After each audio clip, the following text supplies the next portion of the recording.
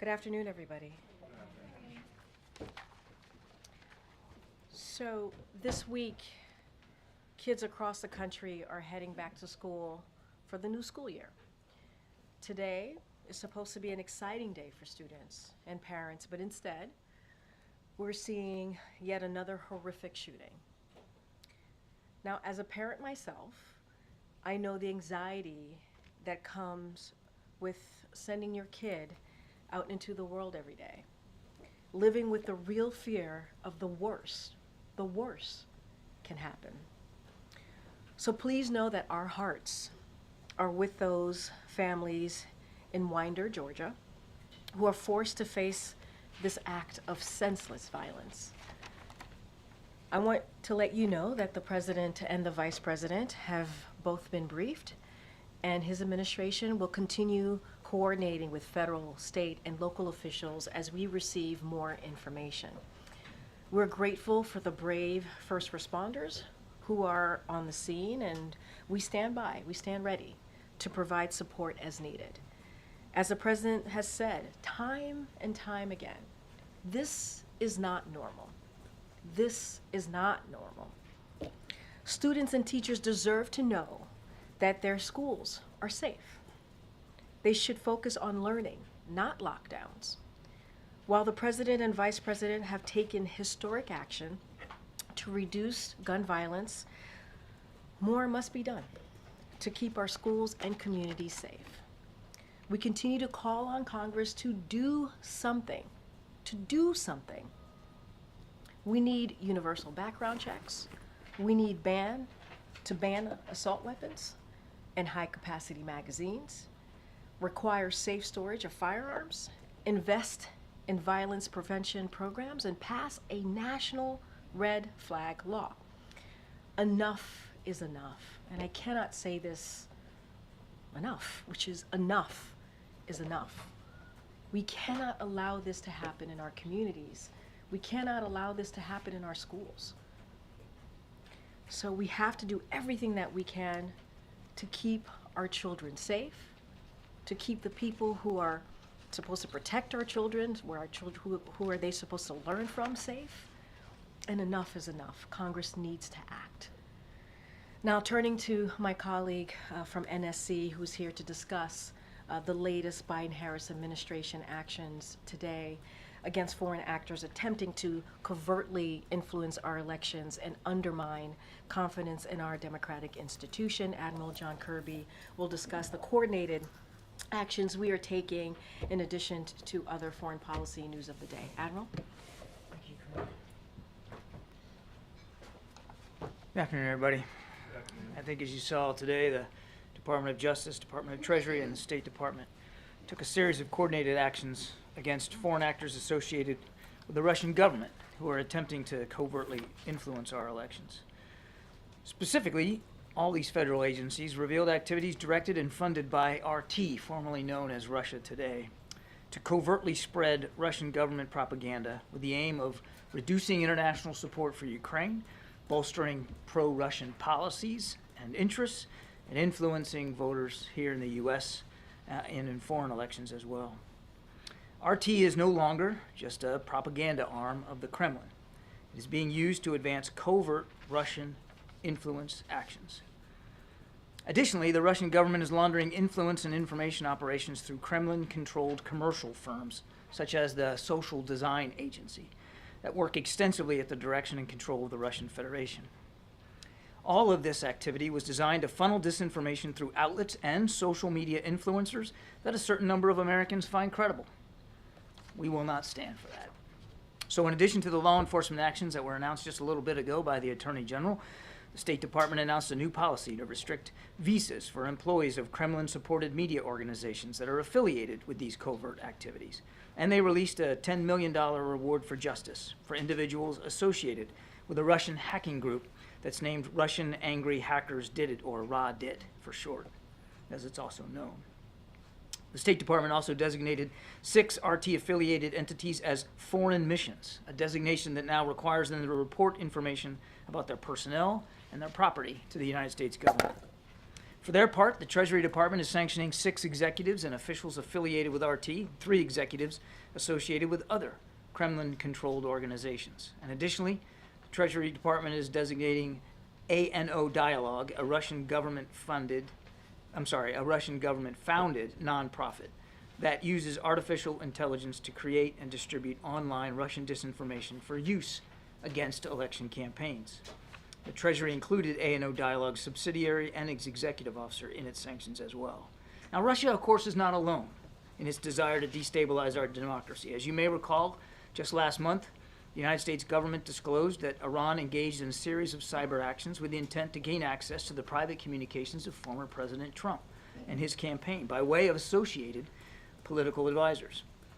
Those efforts were clearly intended to denigrate former President Trump and to compromise his political campaign. We made it clear then, and we make it clear again today, that this is unacceptable, and we won't stand for it either. Let me close with just 2 more thoughts, if I could. First, and most importantly, we are committed to protecting our democracy and our elections, regardless of the source or the target trying to interfere with them. As today's actions make clear, we have the ability to monitor these threats, to thwart them, to identify the actors involved, and to hold the actors involved accountable. We will continue to do so.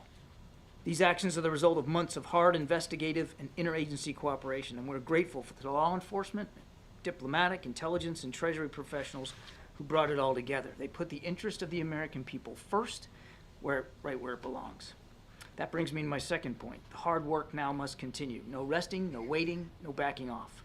The American people can rest assured that the men and women of the federal government are at this very moment laboring to prevent future abuses and interference in our electoral process. But this cannot alone be the work of government. Every citizen bears a hand. We urge all Americans to read through the indictment today. Study the sanctions and the designations that we announced. All of it's online. All of it is readily available to you. Likewise, please take time to consider how you get your news and information.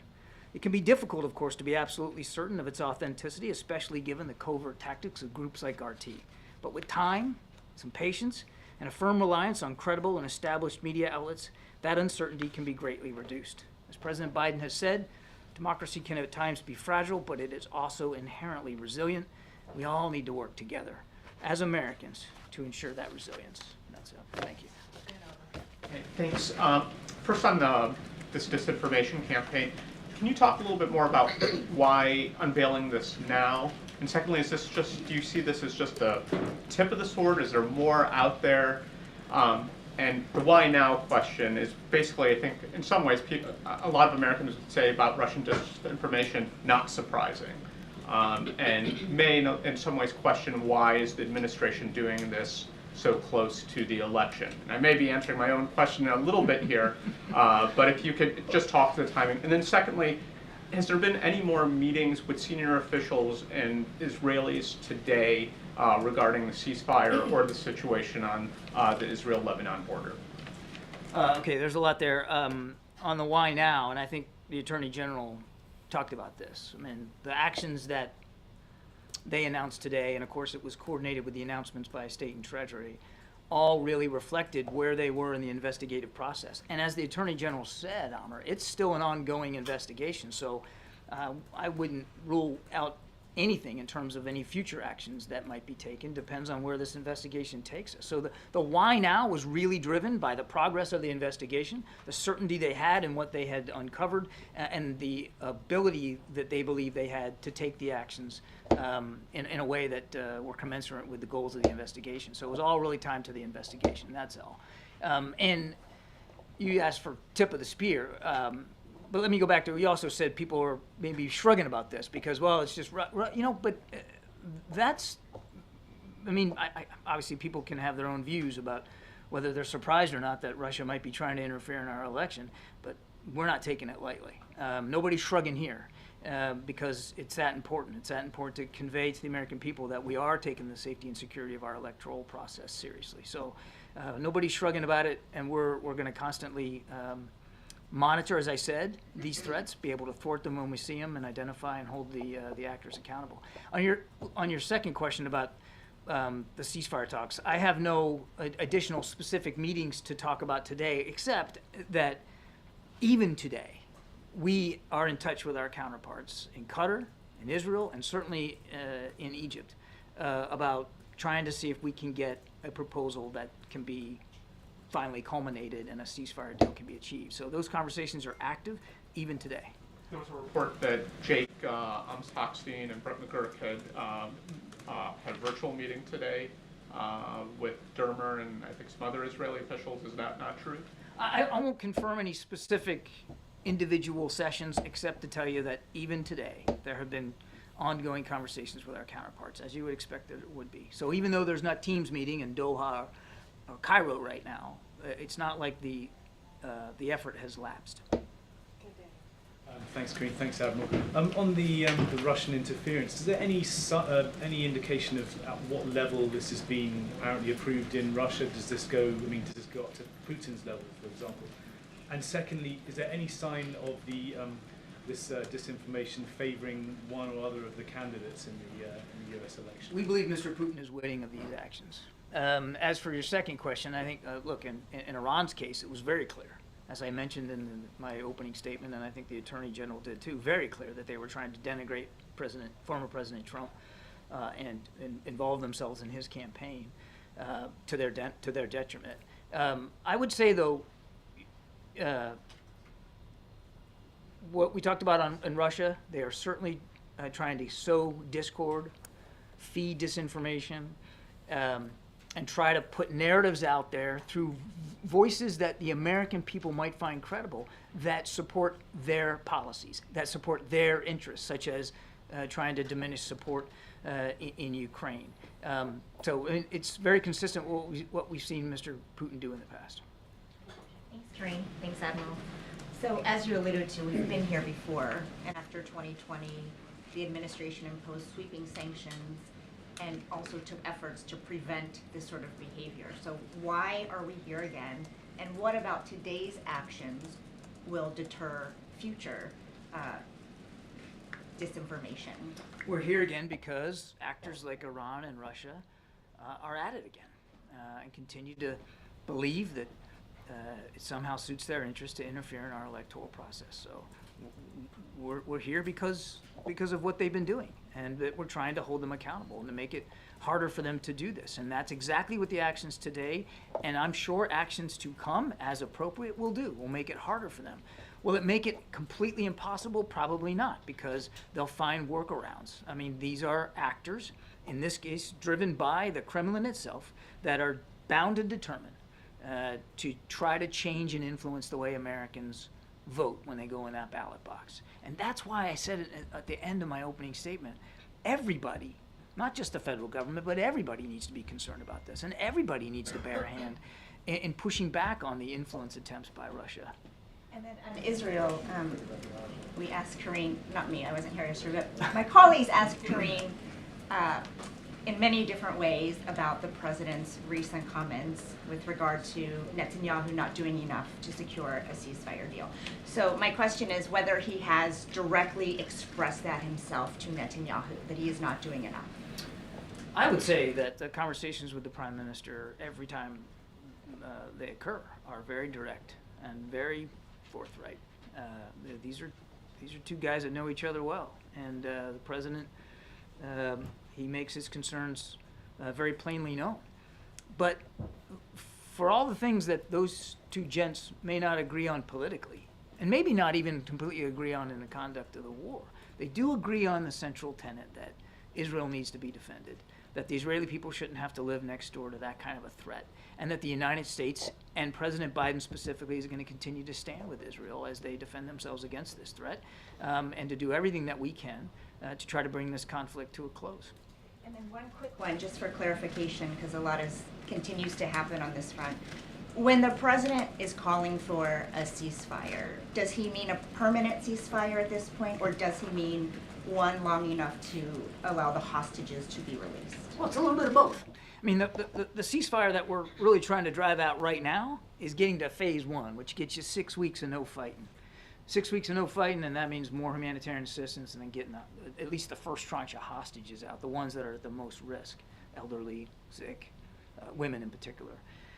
But if you can get through phase one, because once you get into phase one, and that's the goal, just let us get to phase one right now, then you can start building towards phase two. And if you can get to phase two, you can get both sides to phase two, well, then you're talking about a real potential end to the hostilities in general, which of course will be a general ceasefire. So what we're focused on right now is phase one. That's a 6-week ceasefire. Yes, ma'am. Appreciate it. Taking a step back, just to follow up there, has the message from this administration been to families of Americans held hostage still that the only hope for their loved ones is getting to phase one of that ceasefire deal? Our message to the families, and we conveyed this recently, Mr. Sullivan did, is that we're going to keep doing everything we can to get their loved ones home where they belong. Everything we can.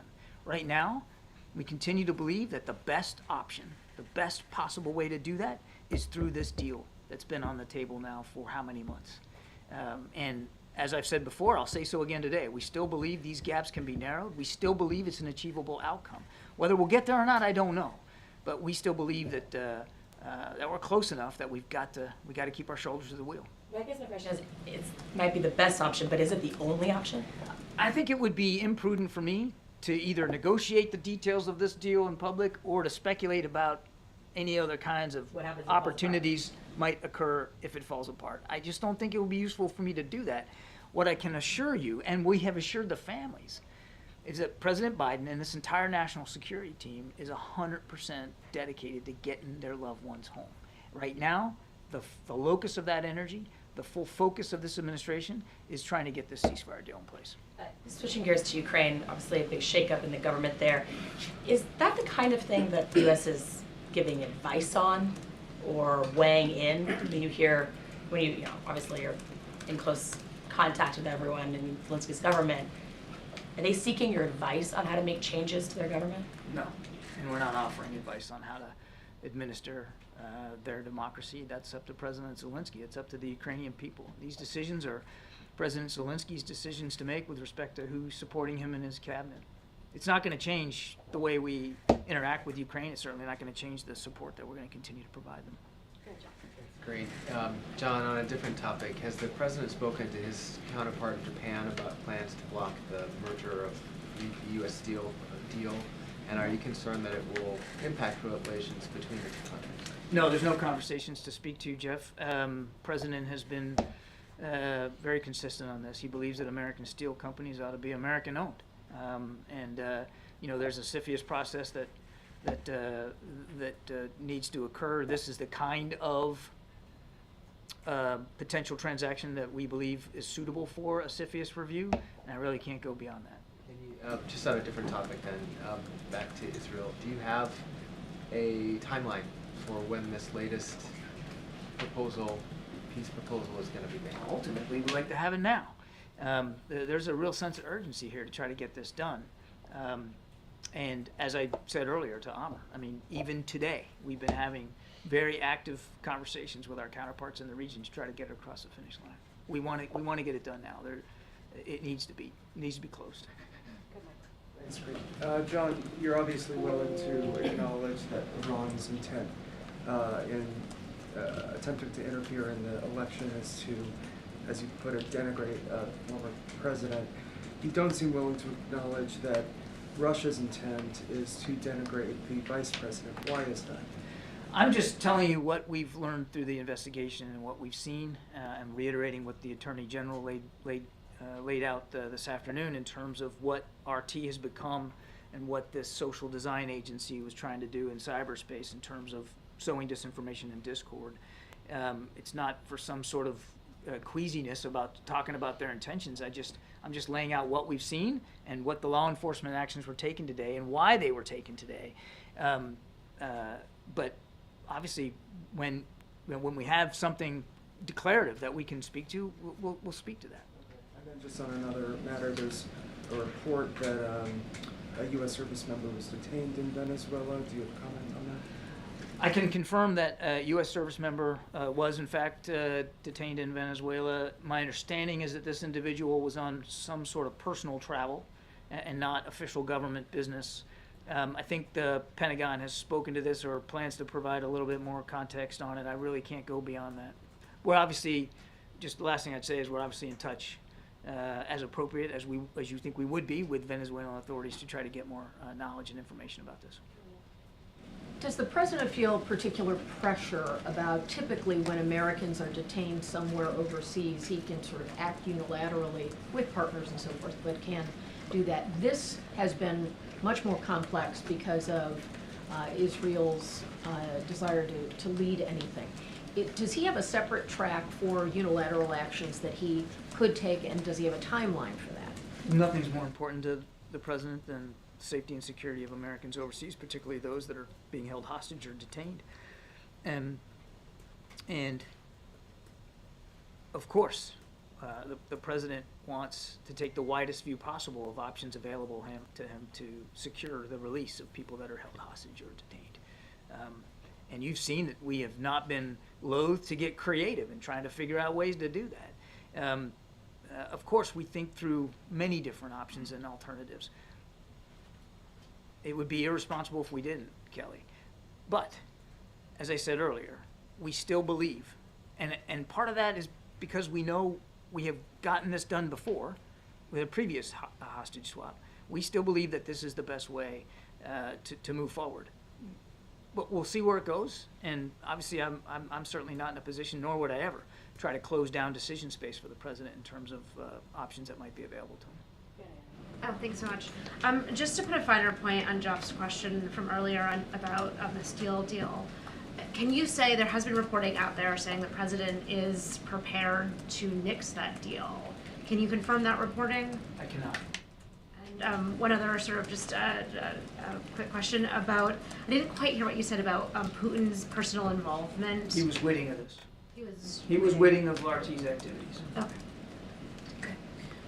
John, do you see a possible link between Russian attempts to undermine the support for Ukraine as a part of this operation and a 6 months delay in approving supplemental in Congress that we had earlier this year? And if we can stay on Ukraine, today Russia hit Lviv with ballistic missiles. It's a western city. 7 people were killed, also a 7-year-old girl. Yesterday was Poltava. It's a central eastern Ukrainian city. How does it make sense that Russia keeps on killing Ukrainians while Ukrainians even far away from the front lines, while Ukraine is not allowed to use provided weapons to hit military targets inside Russia, where these attacks are coming from? Yeah, on your first question, I cannot point to connective tissue between RT's covert influence activities and the delay of the supplemental. You know, you should talk to members of Congress, the Republican side in particular, who held that up.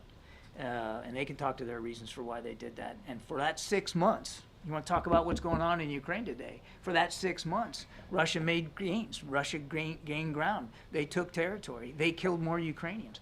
And they really put the Ukrainian forces up against it because they didn't have the weapons to fight back. That was a tough 6 months, and it did set back the campaign in Ukraine. As for what's going on now,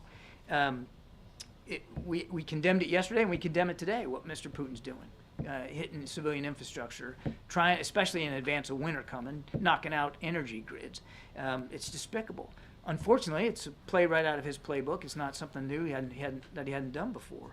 Nothing's changed about our view that Ukraine should be able to use the tools it has available to it to defend itself. And that's why air defense continues to be a prominent issue in these security packages that we're giving, so that they can help defend against these attacks on their energy infrastructure. But inside Russia, where these attacks are I was getting there. I was getting all warmed up. I was getting there. I'm telling you, nothing's changed about our policy with respect to long-range strikes inside Russia and for Russian territory. I also think it's important to note, if I might, that 90% of the aircraft that Russia uses for glide bombs and long-range strikes, we've done the math on this, 90% of them lie outside 300 kilometers from the Ukrainian border, deep inside Russia. So the argument that somehow if you just give them and they attack them, and tell them it's okay, that they're going to be able to go in and hit the majority of the Russian aircraft and air bases that are in fact used to strike them is not true. It's a misconception. So we don't foresee the change in policy ever? I don't have any policy changes to speak to today. Thank you. First on elections, you know this is an election year. Elections are being held across the world in dozens of countries. During your investigations, did you come across that Russia and Iran, the two countries that you named, are try to interfere in the elections for other countries as well? We believe that they are using these same tools, particularly through RT and covert influence, to affect foreign elections, yes. Early this year in May, one of the senior Russian officials had said that US is trying to interfere elections in India. Are you aware about that? What is the response to it? It's not true. It's a ridiculous claim. Next question about President's telephonic call with the Indian Prime Minister Modi after his trip to Russia and Ukraine. Do you think India can play a role in bringing peace and ending the war in Ukraine, and in what way it can do it? Well, we certainly hope so. I mean, I've talked about this before. Any nation that is willing to try to help end this war and do so in keeping with President Zelensky's prerogatives, the Ukrainian people's prerogatives, his plan for a just peace, we would certainly welcome a role like that. And was there any I talk? thought you said you only had one more. Just follow up with that. Did the two leaders also discuss the situation in Bangladesh? Yes. And what was that? Well, I think they shared the concerns. I mean, the president made clear his continued concerns about safety and security of the people in Bangladesh and the future of their democratic institutions. Thanks, Karine. Thanks, John. Getting back to the Middle East, the President on February the 26th said, "My hope is by next Monday we will have a ceasefire." On Saturday evening, just past, he said, "We are on the verge of having an agreement." And it was on Monday morning when he was asked whether Prime Minister Netanyahu was doing enough to reach a deal, he replied no. Why did it take him more than 6 months to reach that conclusion? Conclusion? What conclusion? That Prime Minister Netanyahu isn't doing enough to get a ceasefire. The president wants this ceasefire. The president knows that in order to get this ceasefire, it requires leadership. It requires compromise. And it requires a common understanding of exactly how this ceasefire is going to benefit the people of Israel and the people of Gaza. And there are substantial things in here for the people of Gaza. But if you're asking me to apologize or issue some sort of regret because we want to get caught trying, because we want to see it over the finish line, because there are times when we've been optimistic that we can get there, only to learn that we couldn't, I ain't gonna do it. There is nothing wrong with continuing to try to achieve this incredibly difficult negotiation and in this outcome, a ceasefire that again would visit terrific benefits all around, including in the region.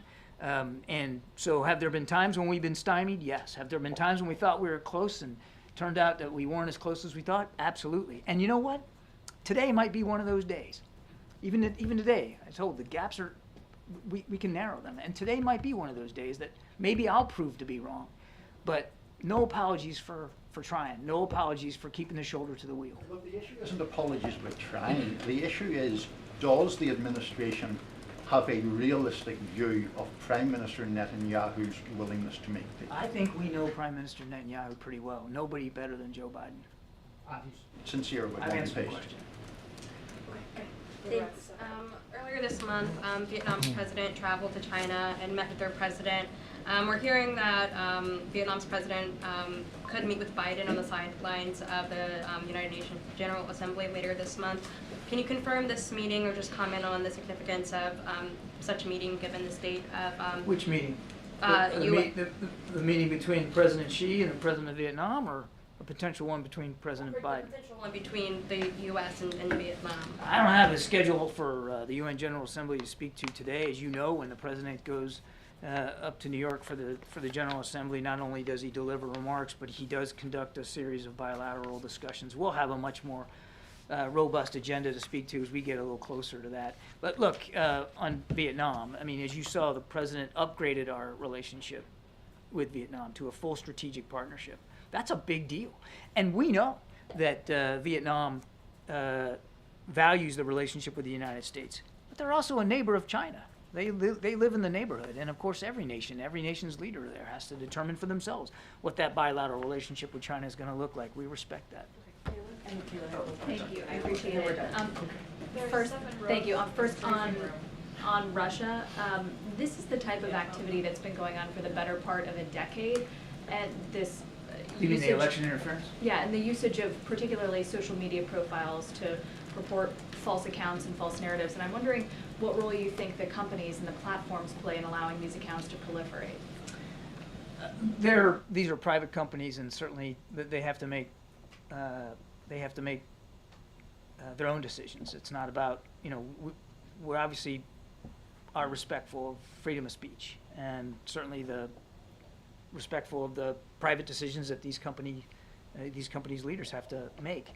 But we do think it's important, and today's actions and the way the Attorney General laid it out is important to expose it, to disclose it. And it's why, in my opening statement, I also urge the American people to be mindful of what's out there, because these fake social media personas and disinformation in cyberspace is incredibly difficult to shut down. So yes, we believe tech companies need to be aware of these activities. We believe, and they have taken action in the past to shut down accounts that have violated their own policies and procedures. We encourage that as well. But it also is the consumers too. The reader, the viewer, they have responsibilities as well to make sure that they're getting the best possible, most accurate information. And you're not always going to get it just in an online format.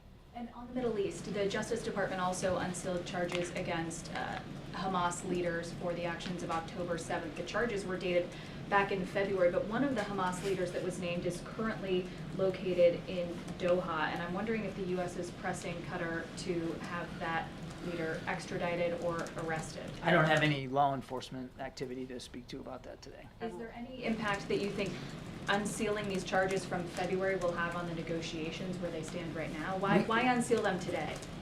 Well, again, I refer you to the Justice Department for the decision to why unseal them, as you rightly said, that the indictments actually date way back.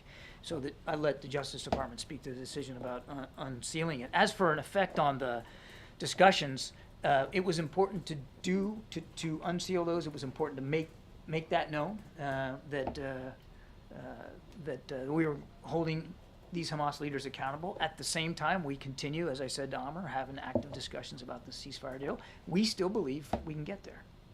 What about Al Jazeera in the back? Go ahead. Thank you so much. I really appreciate it. Very quickly, John. Sorry, man. I appreciate it. What pressure is the United States putting on Hamas and Netanyahu to close this deal? I'm sorry, say again. What pressure we're putting on? What pressure is the United States putting on Hamas and Netanyahu to close this deal?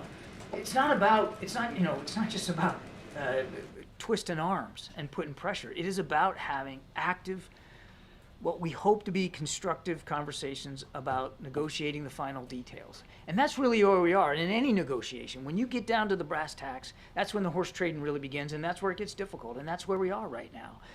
It's really about trying to get both sides to yes here. And again, I can't negotiate the details in public with you.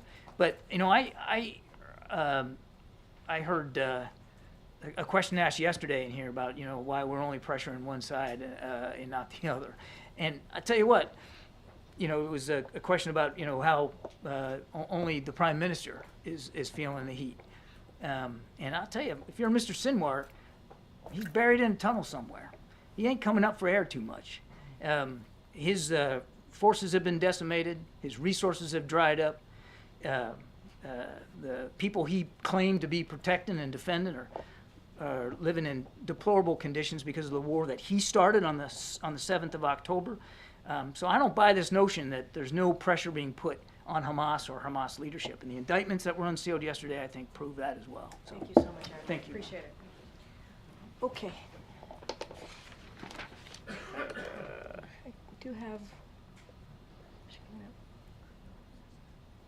Sorry, guys. Have your patience for a second. All right, I do have one more thing before we get going here. So lastly, today is a day of mixed emotions for us in the press office as we say goodbye to Christine Thompson, who's off to the Capitol Hill. The amount of times I said hello and goodbye to people, it's, but this one is very much one of those that goes in the box of we very much do have mixed emotions.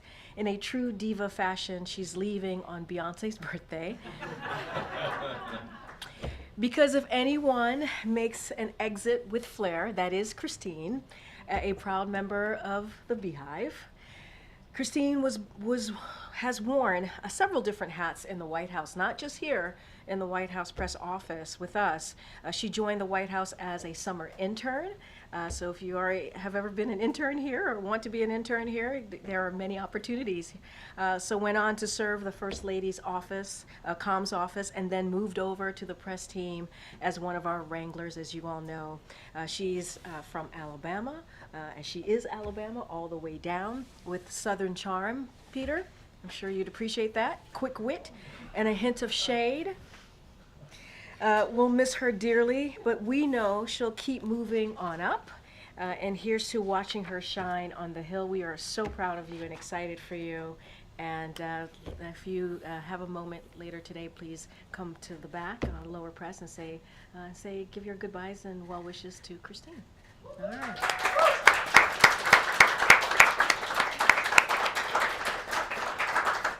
And with that, we end the briefing. I'm just kidding. I do want to say, as I was walking out, we did hit send on a statement from the president on the shooting in Georgia. So hopefully you all have that in your inbox, the awful high school shooting. We will continue to work with local officials, and we stand ready to work with law enforcement on the ground. It is a horrific, horrific day, a sad day when kids go to school and have to deal with that type of violence. And that is something that is in the president's statement. He talks about how it's personal to him. Obviously, he and the First Lady, certainly Dr. Biden, are mourning the deaths of those whose lives were cut too short. These are high school kids. And so we certainly will be thinking of them, but we want to continue to do the work on gun violence, obviously not just in Georgia, but across the country. And the president, this is a president, an administration, the Biden-Harris administration, who has put that at the forefront and want to continue to see that done. And as I said at the end of my topper earlier, is that enough is enough, and congressional members need to act. They need to act. Get Homer. First, thanks for the reminder about Beyonce's birthday. Oh, we'll have that's what we're here for, clearly. But on a more serious note, Yeah. you've said, and you just said it again, about the need to do work. The president has limited time in office. Does he think, or is he planning to take another shot at gun control with what time he has left? And I'm glad you said you said another shot, because we were able, this president, and as you talk about, the final couple of months of his administration, let's not forget the 3.5 years, and what the president was able to do is pass a bipartisan piece of legislation to deal with gun violence, and something that we hadn't seen in decades, in 30 years. And this president, this vice president, was able to make that work and make that come to fruition. Obviously, we need more. We need more work to be done. It cannot stop at that bipartisan legislation. We have to continue. We got to continue to find ways and their actions. I talked about them. Banning assault weapons, high capacity magazines, making sure that we have universal background checks. These are easy things to do. We believe congressional Democrats are ready to move. We can't do it by ourselves. Congress can't do it by themselves. They need Republicans to step in and also do this like they did before, not too long ago, to get this done. So this is personal to the president, he says in his statement. This is personal to the vice president. This is personal to Dr. Biden. This is something that they want to see get done, and we are going to do that. We have the first ever office to prevent gun violence. That is something that the president created. Obviously, the vice president leads that office, and we are going to continue to find ways to protect our kids, to protect communities. And so, yes, this is an important continued part of the president's initiative for the next couple of months to do just that. And it is Congress. We have laid out what it is that we believe needs to get done. They need to act. Do you have any, can you lay out any plans for the president? It's going to be his final September 11th in office, and that's always been a big deal to whoever the office holder is. How is he going to spend September 11th this year? I believe we put out a statement saying or confirmed that the president and the vice president are going to be in New York on 9/11. And so we'll have more to share, obviously, as we get closer to that. But look, I have traveled with the president on his trips as it relates to that horrific day, and he is someone who certainly never forgets and always honors those that we lost, and will continue to do so.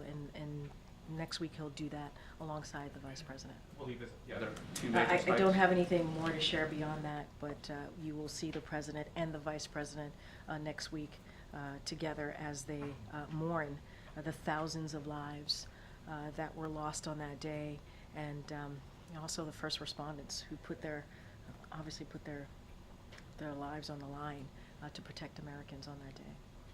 One last small one from his and his family's vacation last month to Santa Ynez. Has he reimbursed Joe Piani for the ranch, and can you tell us how much? Yeah, so what I can say, look, I'm not going to get into cost here. First of all, the president is the president wherever he goes. He certainly was busy during that time that he spent with his family. And so the president does what he's done every year since he's been president, has taken that time with his family around the summer months or even around the holidays, which is in line with other presidents. So there is the same actions, the same thing that other presidents have done when it comes to these types of vacations. I can say that this president has done. It is in line with the ethics that is tied into all of this. I don't have numbers here. It's not something that I can provide.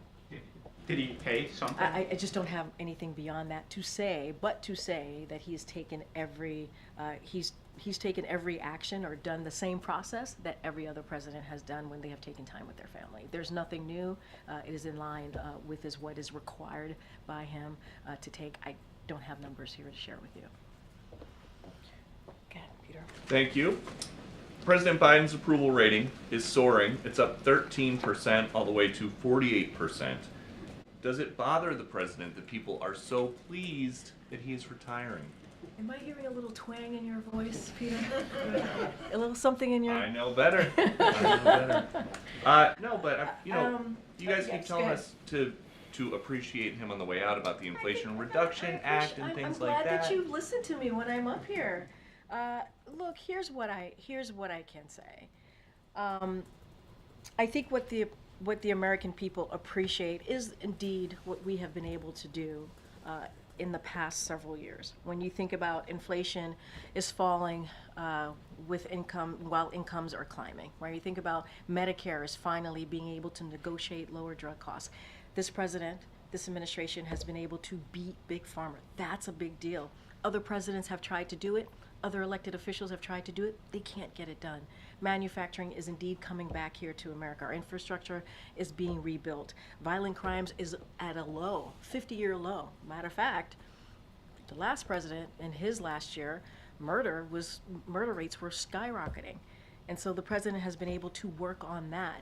And this is a president and a vice president that has done the work to make Americans' lives better, to make their lives better, to change their lives in a transformational way that is going to matter. And I think that's what the American people want to see, and that's what this president has been able to do.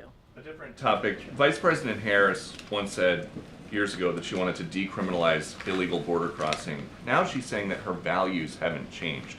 And so how much ownership does she have for this latest NYPD stat that 75% of arrests in Midtown Manhattan lately have been migrants? My goodness, there was a lot in that question. I mean, look, just going back to the values, and obviously the vice president can speak for herself, and her campaign will speak for herself, for her.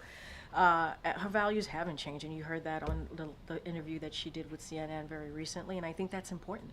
I think someone's values matter, and that's what you see from the vice president, and certainly that's what you see from this president. Look, as you're talking about the New York, I believe it's the New York Post report, as you just stated, look, you heard directly from the New York Police Department. They put out a statement which was reflected in that story. So I just want to, in your story, so we want to be really clear. So I would refer you to the spokespeople who spoke to this. And I would say more broadly, we fundamentally believe this administration, including Harris, because this is the Biden-Harris administration, believe that anyone found guilty of crimes should be held accountable. That is something that we fundamentally believe. And you have heard us say that we welcome local law enforcement support and cooperation in apprehending and removing individuals who pose that risk, who pose a national security risk. And so that's what we welcome. I would refer you to the New York Police Department. They actually spoke to this and kind of spoke to that number that was being used, and I would refer you to them. And so my last question then would be, if the vice president's values have not changed, why have so many of her positions on policies changed? I would say look at what the vice president has done with this president the last 3.5 years. Look what we have been able to do. Look what we've been able to do at the border without much help from Republicans, because they're too busy listening to the former president, sadly, and telling them not to actually do the things that majority of Americans want to see them doing, and that being dealing with the challenges at the border. They listen to Donald Trump instead of continuing to work with us in a bipartisan way. That's what they chose to do. That's on them. But because of the actions that this administration has taken, we have seen those actions lead to numbers going down at the border, and that matters. And that's because of the work that we have done. And and you heard me talk about the economy, what the president and this vice president have been able to do. We cannot forget what the Biden-Harris administration inherited when they walked into this administration.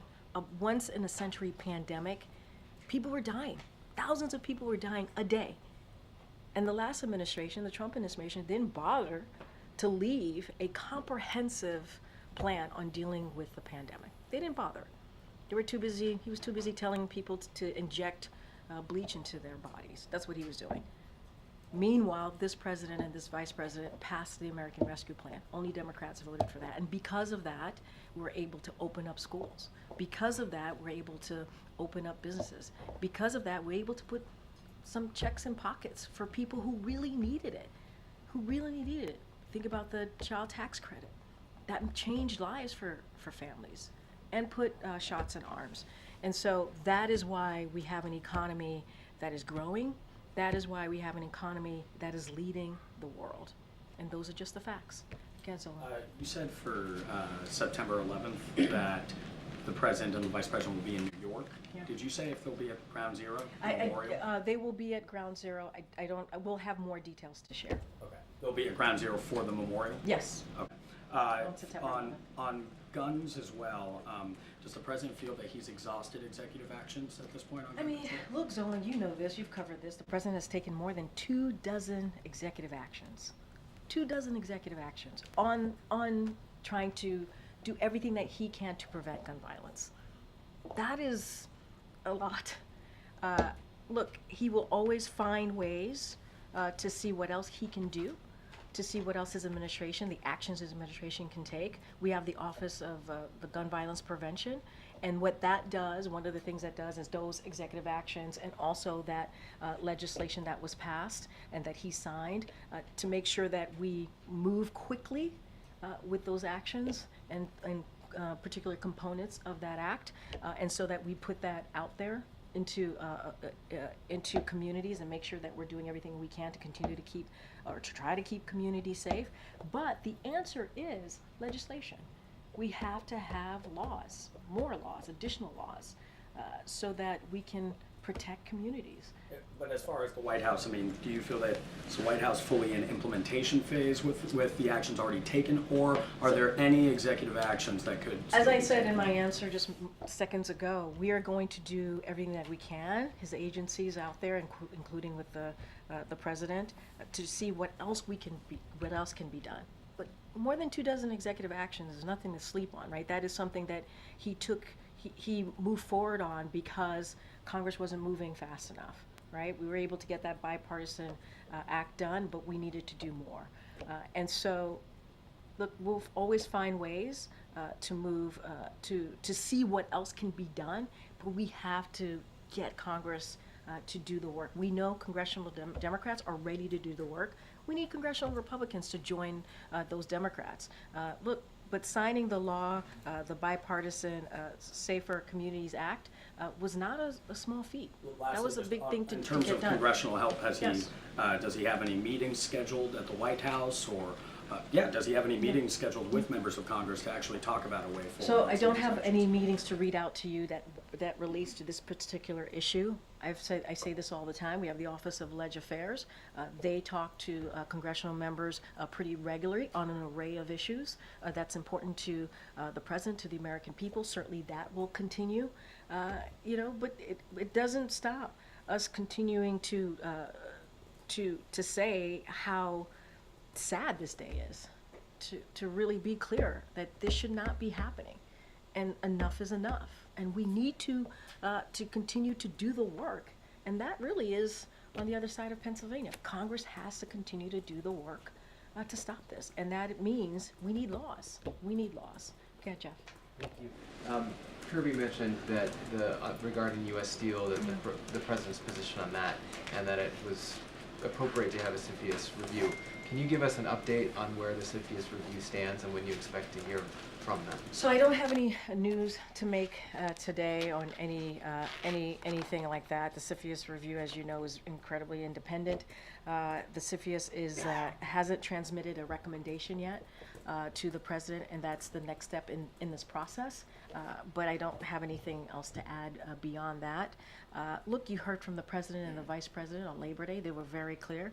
They are committed to ensuring steel is made in America. That's what the president said, and making sure that unionized workers and U.S. Steel should remain an American company. That's what he wants to see. As far as the CFIUS review, they're going through their process. They'll make a recommendation. We just don't have anything to share on it today. Okay. Thank you, Karine. The president's son, Hunter, is set to begin a trial for tax issues later this week. I was wondering if the president plans to attend any part of the trial? So what I'll say from the top, and you have heard me say this many times, is that Hunter is a private citizen, as you all know. So when it comes to his own legal circumstances, I would certainly refer you to him on his personal representatives. I would say as well that, of course, the president and the first lady, they love their son. They're proud of his resilience and his strength, and they support him as he continues to move forward in his life. I don't have anything else to add beyond that, and I will just leave it there for now. Has the president advised Hunter in any way on how to approach He's the a trial? private citizen. He has his own legal representation, and I won't share beyond that. I won't give it beyond that. The president's statement about the shooting talks about how it's personal to him. You've mentioned that a few times. Can you just speak at all to how he reacted to the news when he heard today? It's that devastating. we are back here again. We are back here again. You're right. It's devastating. It's devastating. It is, you heard me say this, and I think it's in the president's statement as well. It is in the president's statement in that first paragraph where he talks about this is basically a school year, a new school year. This is supposed to be an opportunity for kids to celebrate, see their friends, be joyous, as the president says, and yet we see another horrific shooting. And it's heartbreaking. I mean, when the president says it's personal to him, you hear something like that. These are children. Children. Let's follow up then on Dylan's questions. you laid out everything you want Congress to do. If it is so devastating to this president, what is he doing to help Americans feel better about sending their kids to school tomorrow? So, if you look at the president's actions and what he has done since almost day one of this administration, if you think about the 24 actions that he's taken, executive actions that he's taken, that is showing Americans that this is an issue where whether it is sending your kids to school, whether it's your community that he cares about and wants communities and schools to be safe. We should be safe in our communities. And then he worked and reached across the aisle when people said he could not get it done, because it's been decades since we were able to get something like the Bipartisan Safer Communities Act done. And he reached across the aisle to get that done. I think that shows to the American people that he took this very seriously. And lastly, he started the Office to Prevent Gun Violence that the Vice President leads. And what that does, and this is really going to get to the heart of your question, is that one of the things that they do is they reach out to communities, especially in a moment like this, and figure out what can we do to help a community heal and move forward. And just think about it. The fact that we had to set up an office like that is just devastating to think about. But we had to. And the president wanted to continue to show to Americans how serious he was. And that's why we have an office to move forward, obviously, with the executive actions, to move forward with the law, to make sure they're rapidly being executed, but also to help families and communities. And look, there's no easy answer here, because it's devastating. It is devastating. I'm a mom, you're a mom, many of your colleagues are parents. And to see this on the week that you're sending your kids to school is heartbreaking. It's heartbreaking. I mean, I think about it all the time. What would happen? And then you hear your kids are going through lockdowns. That's awful. But I think what the American people could be assured of, and all they have to do is look at the president's action, is that he's going to do everything that he can. But we really do need Republicans in Congress to act. We do. We do need them to act. Democrats are ready. They need to join us. Go ahead, Ed. Thanks, Karine. I'm going to ask you about the economy. So the JOLTS report came out that shows that 7.7 million jobs are open in this country, but the revisions in that number showed that the layoffs have been revised up. Last month, 62,000, 1.6 million. We have a jobs report coming out on Friday. Has the jobs growth significantly stalled in this country? So a couple of things that I do want to touch on, look, because of the strong recovery and the work that this president and this vice president has been able to do over the past 3.5 years, job openings remain high and layoffs are in near record lows. I think that's important to point out. That's what we see in that JOLTS report. And you talk about layoffs. In fact, they are lower than the average during the prior administration, even before COVID. Because I know folks want to focus on COVID, but even before then. And the ratio of job openings to unemployed workers is back to its pre-pandemic levels as well.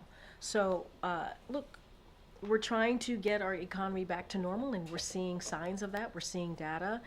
The job market remains strong. We have unemployment that is low at 4.3%. Jobs are being created at a healthy pace, with more than 170,000 jobs created per month over the last month. PCE inflation is down by 2.5%, pardon me. GDP grew by 3% last quarter. And all of this data is important to note. And to your question,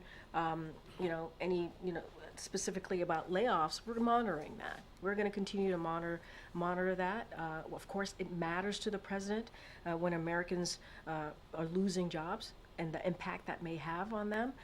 And so that is something that the president understands and knows what it means to families. A quick follow-up. Then how concerned is the president on what the jobs number will show on Friday? Look, I'm not going to get ahead of that. I'm not going to predict, and you know that. We say this all the time. I'm not going to stand here and predict job numbers. What I can say is this is a president and a vice president that has put the economy as a priority. And we know that Americans obviously want jobs. They want good paying jobs. That is something that we have focused on. And also they want us to see a lower cost. And that's something that you see from this administration. When we talk about the economy, we talk about our policies. And also when we talk about our policies more broadly, having equity at the center of it, because we want to make sure that communities who have felt that they've been left behind are not. Go ahead, Karine. The NAACP and others are condemning an upcoming comedy roast of Vice President Harris on the campus of University of South Carolina, which is also featuring 2 right-wing extremist leaders that includes the co-founder of the Proud Boys. The advertisement for the event makes very vulgar and sexual references to the Vice President, which then the organizations are calling obscene and potentially a violation of the school's policy on discrimination. They're also calling for this to be canceled. Does the White House join groups condemning this and calling for this to be canceled, or does the White House believe that this is protected free speech? So look, I'm not familiar with this particular event, so I want to be super mindful, but I hear what you're saying. And here's what I will say, and you heard the president say this many times, especially in the past several weeks. Or at least you've heard me say this, echoing what the president has said, is that picking the vice president was the best decision that he's ever made. And he's proud to have worked with her, to have her as a critical partner in the past 3.5 years. And look, whether it's making the largest investment in public safety, beating back Big Pharma, you've heard me go back and forth with Ed on the economy and what we believe we've been able to do and how we've been able to deliver for the American people. You've heard me talk to Peter about this as well, as what we think the American people want to see. But he has been able to do this with her in partnership. And so he's proud of her. He's proud that he selected her. And I think and he is proud to continue to serve alongside with the vice president. And so I'll leave it there. I'm not going to dive into the event. I don't know much about it. And I would say that I would speak for my colleagues here. I think we are very much all proud to have the vice president as our vice president, and the work that we have seen her do with this president for the past 3.5 years. And I'll leave it there. Comment on it directly, but what does the White House think of when there are these sort of racist and sexist references to the vice president? Look, this is an administration, this is a president. When he decided what this administration would look like, he decided to have an administration that looked like the rest of the country. He wanted it to make sure that it was diverse, and because it was important to him to have certain communities who have felt like they've been left behind to have a seat at the table. That's what this president has been able to do. And you see that. This is the most diverse administration in modern political history. I think that says everything that you need to know about what this president cares about. And that starts with the vice president, his decision to pick her as his running mate. And he was very purposeful, mindful. She was obviously experienced, and he knew she can do the job, and wanted to make sure that we had a diverse administration to go alongside that. And, you know, it is, I think that is the most important thing that matters. I can't speak to everybody else. I can't speak to every racist, misogynistic, sexist comment that's made out there. What I can speak to is what the reflection of this administration and what we have been able to do and how we have represented in a way I think that many Americans should be proud of. I certainly am. And to make sure that people feel represented, not just in how we look, but in the policies that we have put forward. And I think that's what matters. Okay. Sure. Sorry. What does the White House make of recent elite colleges like MIT, Amherst, and Tufts reporting sharp declines in Black and Latino enrollment and increases in white enrollment since the affirmative action ruling from the Supreme Court? The President and the Department of Education released guidance and resources to campuses to continue diversity on college campuses. Obviously, this data suggested that isn't necessarily working. Does the White House believe there is more it can do to prevent this trend from happening in other college campuses? So a couple of things, and this is really very important because we call that out, that this could potentially happen when the Supreme Court made that decision. Their decision moved the nation backwards, as you're laying out, and in what we're seeing right now, and unpended decades of precedent that allowed America's colleges and universities to build vibrant, diverse environments. I just talked about the importance of this administration and being diverse and representing majority of this country and what this country looks like. So the president called on colleges and universities to seize the opportunity to expand access to educational opportunity, and this administration has issued guidance, as you just stated, on specific actions universities can take to provide opportunity to all Americans. We know, like we understand and we know that the talent exists in all communities. It's clear more work remains to be done, and we'll continue calling on schools to build pathways for upward mobility and success. And that is what I know the Department of Education is focused on, and I know that this is something that is incredibly important. And so we have made, putting that aside, we've made historic investments in HBCUs. And we have, that is also why the president has made student debt relief a priority, and so we'll continue to do everything that we can to ensure that Americans have access to educational opportunities. That is our commitment. That is the president's commitment, and you have seen that along the way over the past 3.5 years. Okay, Alicia. So 4 years ago, you were serving as chief of staff to then candidate Harris for vice president. Is there anything you can share about how she prepares for a debate? Oh, that is so very interesting. Very clever, Weisha. Well, you would know. You're right, I would know. Look, I do want to be, what you just stated is correct. That was my role 4 years ago. I was the chief of staff to the running mate, obviously who's now the vice president. And involved in the debate at that time. I do want to be mindful because obviously in less than a week, there'll be a debate that the vice president will be participating in, and I would have her campaign speak to that specifically, however they wish to talk about that. What I can say, more broadly speaking, is, and I think you've all seen that, especially very recently, the vice president is smart. She is someone that knows how to get the job done, and as the president has said, and I will echo this. I mean, we all certainly believe as well when the president said that it was the best decision that he's made, as picking her as his running mate. And so I think it's a stay tuned kind of moment, and I'll let the campaign speak to it. Has the president offered any advice to her since he was just in the shoes she will be in a few days? So, look, what I'll say is that the president and the vice president speak regularly.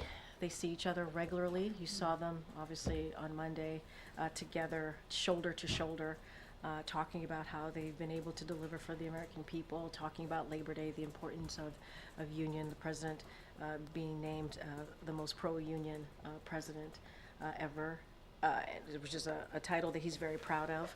I don't have anything beyond that. They speak regularly. He certainly is proud of everything that she's been able to accomplish, especially as we look at the past couple of weeks. I just don't have anything beyond that. Thank you. Go ahead, Mike. I know you're not in here regularly. I'm always here in spirit, though. In Karine, spirit. you know I feel it all the time, every day. I know that we're still early hours of this tragedy, but I just wanted to ask if there were any early indications you received about either potential changes or additions to the president's schedule. Obviously, he's supposed to be on the road the next 2 days. Look, as you just stated in your question to me, these are certainly the very early moments, early hours of this. So I certainly don't have anything about the president's schedule to share of any changes. But as the president says in his statement, he and Dr. Biden are mourning the deaths of those whose lives were cut short due to senseless violence. And I think it's a sad day. It's a sad day. And I cannot imagine, I know the parents who have their child going to that school are probably frightened, scared, mourning, and our hearts go out to them. And I know that just parents across the country are thinking about this day, and this is a day that you fear, a day that you fear. And I think this goes a little bit into the question that I got from Mary Alice. It's like, yeah, now parents have to think about tomorrow and the next day and the school year. And